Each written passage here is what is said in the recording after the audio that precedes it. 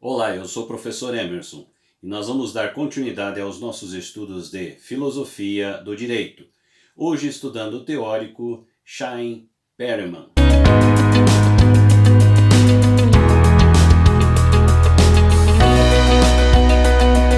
Prezados alunos, é um grande prazer estar aqui novamente com vocês e nós vamos então dar continuidade aos nossos estudos de Filosofia do Direito. Hoje estaremos discutindo o teórico Chaim Perelman e a argumentação lógica do direito. O texto será uma contribuição do professor Eduardo Bittar, que vai nos trazer informações importantíssimas para nós estarmos então discutindo essa temática sobre argumentação, lógica e direito. Vamos então ao nosso primeiro slide. Autor de inúmeras obras nas áreas de filosofia e da filosofia jurídica, Chaim Perelman, 1912-1984, polonês, de origem que viveu desde a adolescência na Bélgica, notabilizou-se sobretudo por sua vocação intelectual dedicada à emancipação do raciocínio jurídico e da lógica, do pensamento jurídico das redes e tramas reducionistas e positivistas. A obra de Perelman, por vezes associada a valiosas contribuições de Albrecht Dürer, é extensa e recobre afora inúmeros artigos que apareceram citados ao longo de sua história, com os seguintes títulos: a saber, Retórica Filosófica, de 1952, Tratado da Argumentação, 1958, Justiça e Razão, 1970, Filosofia e Moral, 1967 e 1976, Lógica e Moral, 1969, O Campo da Argumentação, 1970, Lógica e Argumentação, 1971, Lógica Jurídica, 1980, O Império Retórico, Retórica e Argumentação, 1977, A Nova Retórica e Humanidades, 1979, Justiça, Lei e Argumento, 1980. Estamos tratando aqui basicamente de um teórico que primou por discutir a perspectiva da argumentação, ou seja, um dos aspectos importantíssimos dentro da área do direito, a argumentação, a forma pela qual você vai efetivamente trazer um conhecimento e a partir desse conhecimento o convencimento. São aspectos importantes e essas discussões, a partir de Perelman, podemos perceber que ele vai efetivamente trazer aspectos relacionados a essa característica que envolve a relação e o pensamento da argumentação, bem como as suas características. É importante dizer que, nesse momento, nós estamos trazendo um teórico que realmente aprofundou essa característica da argumentação, suas estruturas, suas bases, bem como as suas influências. Vamos então ao nosso próximo slide.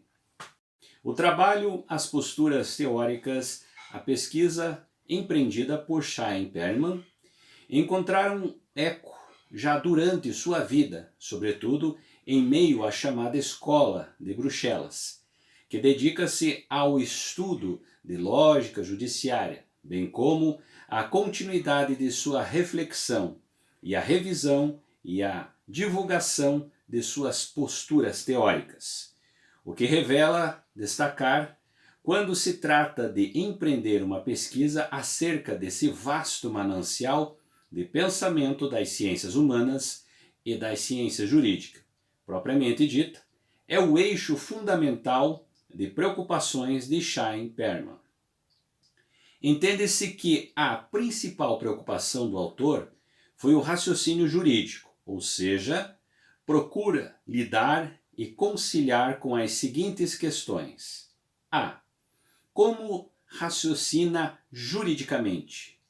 Qual a peculiaridade do raciocínio jurídico? Quais as características desse raciocínio?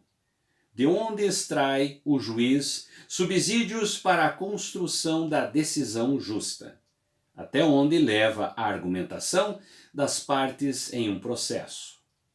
Qual a influência que a argumentação e a persuasão possuem para definir as estruturas jurídicas? Percebam vocês que as grandes preocupações trazidas por Perlman é, em outras palavras, o processo da argumentação e como efetivamente essa estrutura acontece dentro do meio jurídico. Como as suas relações são importantes, como a sua prática, como a sua aplicabilidade, ela tem um fator extremamente importante dentro da área do direito. A arte da argumentação, a arte do convencimento através da argumentação, trazem efetivamente essas preocupações que são discutidas e questionamentos que são apresentados por Perlman. Vamos então ao nosso próximo slide. A princípio, há que se dizer que Perlman possui, entre outros, um objetivo muito claro, jamais negado ou desmentido em seus escritos: declarar guerra ao positivismo jurídico. Essa missão de dizer que o raciocínio jurídico não obedece às regeladas mecânicas do raciocínio exato, matemático, mecanicista, rigoroso, e que o direito não se resume à lei. Destacam-se a força de atuação do seu pensamento, uma vez que suas obras desdobram-se nas vertentes mais variadas do conhecimento para provar a impropriedade do pensamento positivista. Deve-se dizer, no entanto, que Perlman não torna simplesmente sua reflexão um pensamento antiformalista, no sentido da destruição do raciocínio lógico formal. Ele esforça-se, sim, por definir as bases de uma lógica jurídica específica, de uma lógica que não se vale somente do raciocínio dedutivo, mas que se vale também, em outras coisas, do raciocínio dedutivo. O que se preocupa em identificar é a não redução do raciocínio jurídico, sobretudo o judicial, com o raciocínio dedutivo. É importante nós pensarmos aqui que Perlman ele vai efetivamente ter uma preocupação muito grande com relação a compor uma argumentação que envolve efetivamente o discurso.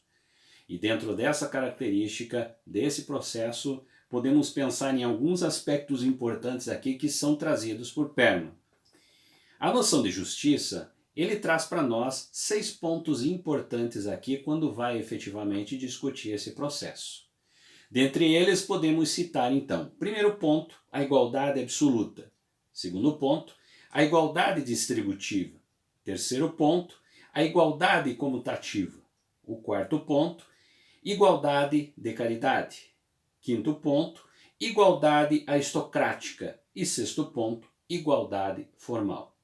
Dentro dessa relação, é a forma pela qual nós temos então o pensamento de como é a noção de justiça para Perlman, que vai efetivamente discorrer em todo o seu trabalho discussões relacionadas a essas temáticas. Vamos então ao nosso próximo slide. Percebe-se, portanto, que o pensamento de Perlman volta-se menos para as estruturas formais do pensamento jurídico e mais para as praxes do direito. Esse tipo de preocupação já aparece em Kalinowski, que representa um dos pioneiros da missão de conferir autonomia ao raciocínio jurídico com relação à lógica formal. Quer-se verificar o que efetivamente acontece na prática dos tribunais para determinar o que o jurista exerce por meio de seu raciocínio argumentativo.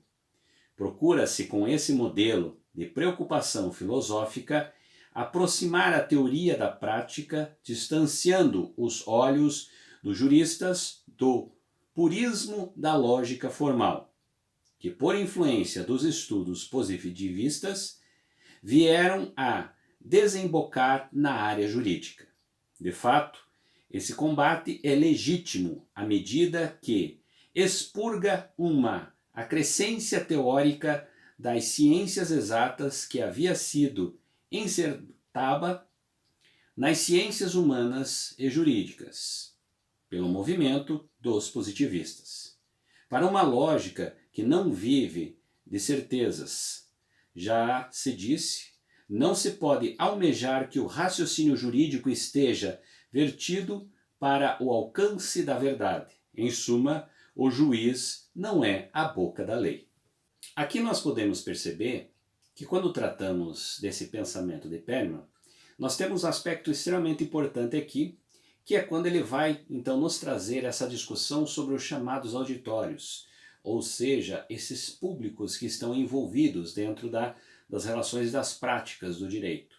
E aí nós podemos citar 3 pontos importantes que estão dentro desse universo, que são efetivamente as partes do litígio, nós temos os profissionais do direito e nós temos efetivamente a opinião pública. Então esses chamados auditórios, né, fazem parte desse contexto, estão inseridos dentro de toda essa estrutura apresentada e discutida aqui por Perlman, que vai, em outras palavras, se envolver com essa base que é efetivamente a retórica. Vamos então ao nosso próximo slide. O juiz, quando entra em contato com os argumentos, com os documentos, com as provas orais, com os relatos, com as fundamentações mais diversificadas de textos normativos, passa a receber um afluxo de informações que deverão ser condensadas num único ato final do processo de julgamento, a que se chama de decisão. Para alcançar a decisão, o juiz deverá enfrentar as evidências apresentadas por ambas as partes litigantes em determinado processo. De fato, o que ocorre é que o juiz se encontra legalmente vinculado pelos argumentos contundentes das partes, sejam aqueles técnicos, de procedimentos normativos, sejam puramente retóricos, e é com base neles que se deverá sustentar sua decisão, seu julgamento. Todavia, o fato de ter que estar atento a que ambas as partes dizem a respeito dos direitos e dos fatos envolvidos, o poder do juiz no campo das provas e de seu convencimento por meio destas, ou de sua qualificação, começa pela possibilidade de qualificar os fatos, para eles extrair possíveis consequências legais. Percebem vocês que é um papel extremamente importante a figura do juiz, que é, em outras palavras, discutida com um aprofundamento no pensamento de Perlman, entendendo que o processo argumentativo ele tem um fator importantíssimo na decisão do juiz, enquanto convencimento e enquanto apresentação de uma determinada situação presente dentro desse mecanismo jurídico. Vamos então no nosso próximo slide. A óptica da filosofia periniana detém-se sobre a prática do raciocínio jurídico. Nele se detecta a raiz de todas as preocupações do jurista, uma vez que o raciocínio jurídico é o raciocínio judiciário ou decisório. Ora, todo o poder de dizer o direito, o justo, o equitativo, deposita-se nas mãos do juiz, e é nessa medida que o empreendimento filosófico de Chaim-Perlman justifica-se. Desvencilhamento, o raciocínio jurídico das tramas da lógica formal. Perlman visa afirmar que a lógica jurídica diferencia das demais por ser uma lógica dialética ou argumentativa. Nesse sentido, não é dedutiva, não é rígida, não é abstrata e nem a priori dos fatos em julgamento.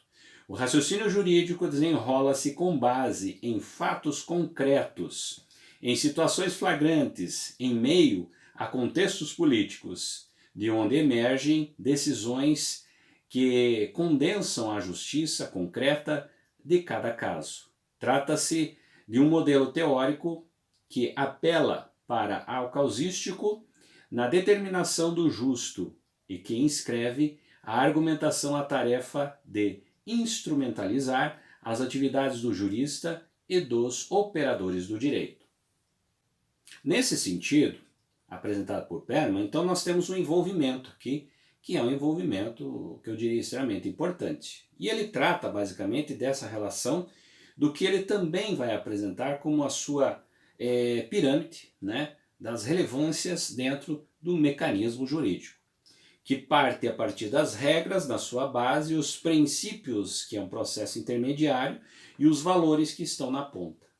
E dentro dessa relação, você tem então efetivamente essa condição dos auditórios, né, que são trazidos por aqueles grupos ao qual foram citados aqui por Perman.